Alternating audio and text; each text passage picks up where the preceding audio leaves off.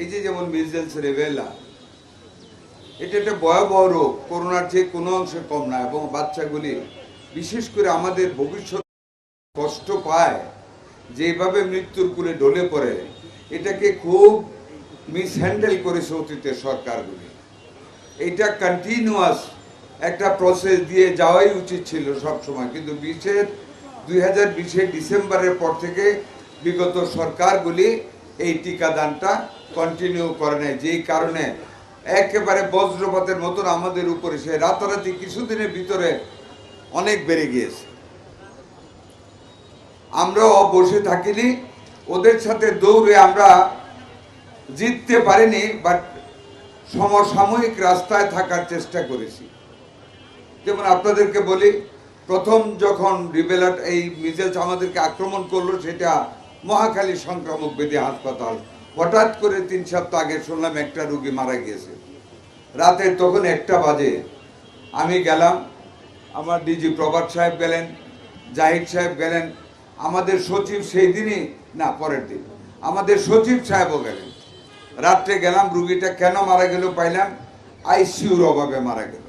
একটা আইসিইউ ওই হাসপাতালে আছে, ওইটা ওয়ার্ল্ড ব্যাংকের করা ছিল একটা প্রজেক্টের অধীনে, প্রজেক্ট বন্ধ, আইসিইউ বন্ধ। উপরে উঠলাম, সবাই দেখলাম কন্ডিশন ভালো, ডাক্তার দিতে হবে, কিছু রিনোভেট করতে হবে।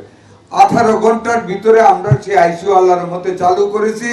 এরপর থেকে আমাদের ওইখানে আর কোনো অসুবিধা হয় নাই।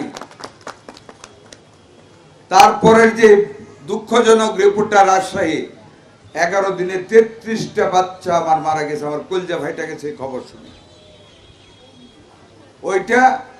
ওইখানে আইসিইউ আছে, ভেন্টিলেটর নাই, যেটা দিয়ে অক্সিজেন দিতে হয়।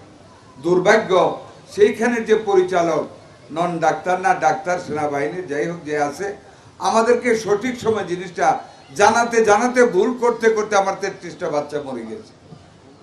আমরা অত্যন্ত দুঃখিত। সাথে সাথে আমার জিএম সাহেব, ডিজি সাহেব, আমাদের সচিব 5টা ভেন্টিলেটর সহ আমরা রাজশাহীতে পাঠিয়েছি, ভেন্টিলেটর সরবরাহ করেছি, সমস্ত নির্দেশনা দিয়ে এসেছেন। আলহামদুলিল্লাহ এখন ভালো চলতেছে। এরপরে আমাদের আর প্যানিকভাবে আর কোনো মৃত্যুর ঘটনা ঘটেনি।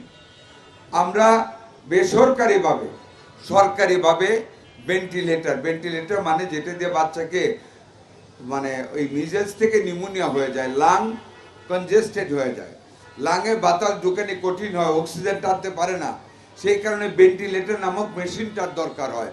সরকারিভাবে সেটা কিনা একটু সময় ব্যাপার, যেই কারণে আমরা প্রাইভেট এন্টারপ্রেনিয়রদের কাছ থেকে অনেকগুলি ভেন্টিলেটর পেয়েছি, সরবরাহ করেও আমাদের হাতে এখনো স্টক আছে। আল্লাহর রহমতে আমরা ফেস করে যাচ্ছি। আমরা দেখুন, আমাদের কাছে এই ভ্যাকসিন নেই। 604 কোটি টাকা করোনাকালীন অব্যয়িত টাকা ভ্যাকসিন কেনার জন্য মিস আমাদের ফ্লাওয়ার, ফুল লাইক ফ্লাওয়ার, হ্যাঁ, ওনাকে অনুরোধ করেছি, ওনারা প্রস্তুতি নিচ্ছেন আমাদেরকে এই মিজেলসের ভ্যাকসিন দেওয়ার জন্য। কিন্তু অবস্থা আরো যখন খারাপ হয়ে গেল, সি কেম ফরওয়ার্ড, গ্যাভি নামক একটা সংস্থার কাছে 2,19,00,000 ডোজের এই ভ্যাকসিনটা আছে। আমরা তখন রাতারাতি চিন্তা করলাম, আমাদের টাকায় যেটা আমরা কিনতে যাচ্ছি ইউনিসেফের কাছ থেকে, সেইটা পাওয়ার আগে এটা দিয়ে আমরা স্টার্ট করি। ইউনিসেফের ভ্যাকসিনটা পাইলে এটা তাদেরকে ফেরত দিব, বাকি যেটা থাকবে আমরা কন্টিনিউ করে যাব, বছর ধরে আমরা সবাইকে কভার করব। এই তড়িৎ সিদ্ধান্তের কারণে আজকে আমরা এই টিকাদান কর্মসূচি সারা বাংলাদেশে শুরু করেছি। 5টি স্থানে আমরা নিজেরা থেকে করতেছি। এখানে আমি এবং ডিজি সাহেব আসলাম, কক্সবাজারে আমাদের স্বরাষ্ট্রমন্ত্রী দিচ্ছেন, জয়দেবপুরে আমার সচিব সাহেব পাবনাতে গিয়েছেন। প্রতিদিন এই কাজটা আমাদের চলবে। আমরা কাদেরকে দিচ্ছি? 6 মাস থেকে 59 মাস, 5 বছরের নিচে।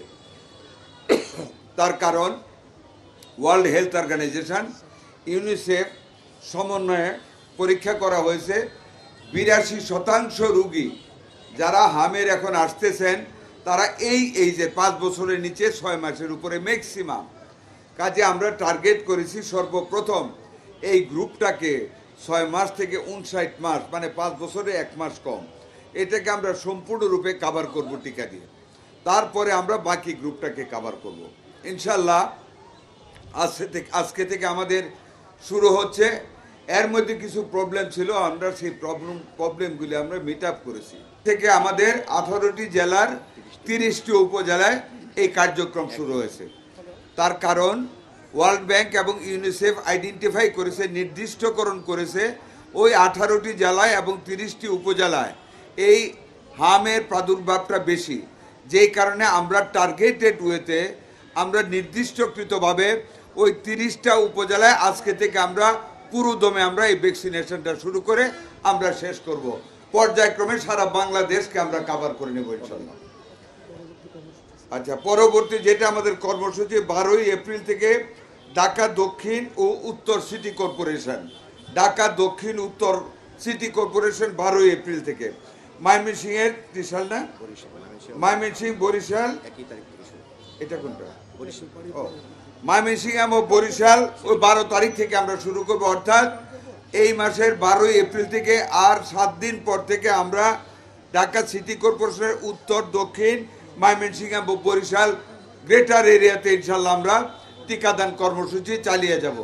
আমাদের সরকার, আমাদের মাননীয় প্রধানমন্ত্রী জনাব তারেক রহমানের গতিশীল নেতৃত্বে, বিচক্ষণতায় আমরা এই টিকাদান কর্মসূচিটাকে অনেকটা এগিয়ে আনতে সক্ষম হয়েছি।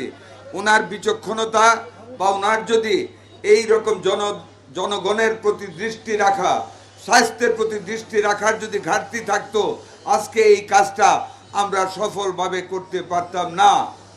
কাজী আমি এই এলাকার যারা আমাদের দলীয় নেতৃবৃন্দ সবাইকে অনুরোধ করব, গ্রামের দিকে খেয়াল রাখবেন। আমাদের বাচ্চারা যদি হাম আক্রান্ত হয়, সাথে সাথে আমাদের মাননীয় প্রধানমন্ত্রীর নির্দেশ, আপনারা অভিভাবকদের বুঝিয়ে নিকটস্থ হাসপাতালে আপনারা পাঠিয়ে দেবেন, যাতে করে একটা সন্তান আমাদের এই অনাগত সময়ে যাতে মৃত্যুর কুলে ডলে না পড়ে, কোনো মায়ের বুক যেন খালি না হয়। আপনারা সেই দিকে খেয়াল রাখবেন। মাননীয় সংসদ সদস্য এই ব্যাপারে আপনাদের সাথে যোগাযোগ রাখবেন, খেয়াল রাখবেন। 3রা মে থেকে অর্থাৎ আগামী মাসের 3 তারিখ থেকে অবশিষ্ট সারা দেশের সকল জেলা, সকল উপজেলায় একযোগে আমরা এই টিকাদান কর্মসূচি চালিয়ে যাব ইনশাল্লাহ। প্রথমত আবার রিপিট করি, প্রথমত সবচেয়ে ভালনারেবল বিশ্ব ব্যাংক, বিশ্ব স্বাস্থ্য সংস্থা এবং ইউনিসেফের কাছে যেটা প্রতীয়মান হয়েছে, মিজেলস যেখানে আক্রান্ত বেশি, এরূপ 30টি উপজেলায় আজকে থেকে আমরা 18টি জেলার 30টি উপজেলায় কার্যক্রম শুরু করেছি। 4 তারিখ 12ই এপ্রিল থেকে আমরা ঢাকা দক্ষিণ এবং উত্তর সিটি কর্পোরেশন, তার সাথে ময়মনসিংহ এবং বরিশাল জেলাকে কভার করে দেব ইনশাল্লাহ। 3রা মে থেকে বাংলাদেশের বাকি সমস্ত জেলা, সমস্ত উপজেলায় একযোগে আমরা আমাদের এই টিকাদান কর্মসূচি এবং ভিটামিন এ কর্মসূচি চালু থাকবে, চালিয়ে যাব। জনগণকে কভার করে আমরা আল্লাহর রহমত চেয়ে এই রোগের বিরুদ্ধে, এই প্যান্ডেমিকের বিরুদ্ধে, এই মিজেলের বিরুদ্ধে আমরা যথাযথ ব্যবস্থা গ্রহণ করে আমাদের বৃহত্তর জনগোষ্ঠীকে ইনশাল্লাহ আমরা বাঁচানোর চেষ্টা করব। এই উপলক্ষে I must give my heartfelt thanks to UNICEF and World Health Organization, especially Ms. Flower and Rana Flower and Ahmed Jamshed Mohammed. I congratulate you. I convey my thanks on behalf of all the people who are grateful to you for your rapid decision of delivering the measles for the benefit of our measles patient and for the total population. I again congratulate you, give my thanks from the people on behalf of the people of this country for as you have come ahead to help our people, to save our people from this pandemic. I hope you will continue this effort for the days coming ahead. Thank you very much. আপনাদের সবাইকে ধন্যবাদ জানিয়ে আমি আবারও মাননীয় সংসদ সদস্যকে আজকের এই আয়োজন করার জন্য ধন্যবাদ জানিয়ে আমি আমার বক্তব্য শেষ করে এখনই টিকাদান কর্মসূচির শুভ উদ্বোধন করব। আল্লাহ হাফেজ। বাংলাদেশ জিন্দাবাদ। শহীদ জিয়া অমর হোক, বেগম খালেদা জিয়া অমর হোক, তারেক রহমান জিন্দাবাদ।